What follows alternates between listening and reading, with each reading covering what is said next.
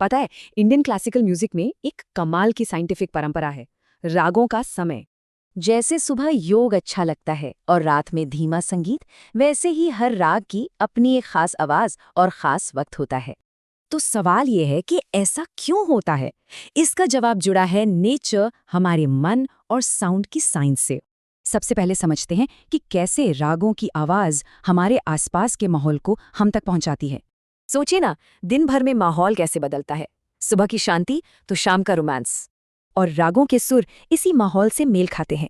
जैसे सुबह के लिए शांत भैरव और शाम के लिए रोमांटिक यमन। सिर्फ बाहर का माहौल ही नहीं, हमारे अंदर का यानी मन का हाल भी तो दिन के साथ बदलता है। सही वक्त पर सही राग हमारे उसी मूड को और गहरा कर देता है, इसीलिए वो ज्यादा असर करता है। लेकिन ये सिर्फ फीलिंग की बात नहीं है, इसके पीछे पक्का साइंस और सदियों का अनुभव भी है। इसे कहते हैं स्वर विज्ञान, यानी हर सुर की एक अपनी यूनिक फ्रीक्वेंसी होती है। जैसे सुबह के शांत पहर में हमारा मन और शरीर सॉफ्ट नोट्स की फ्रीक्वेंसी से ज्यादा जुड़ते हैं, और रात में जब मन गहरा होता है तो गंभीर सुरों की आवाज ज्यादा असर करती है। ये सारी समझ सिर्फ किताबों से नहीं आई, ये तो सदियों के इंसानी तजुर्बे का नतीजा है। सोचिए, बड़े बड़े संगीतकारों ने अपनी साधना से ये परखा कि कौन सा राग किस वक्त सबसे ज्यादा असर करता है।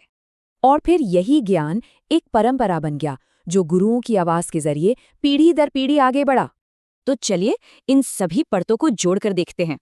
तो राग का समय मतलब प्रकृति का माहौल, मन का भाव, सुरों का विज्ञान और सदियों का अनुभव, सब एक साथ।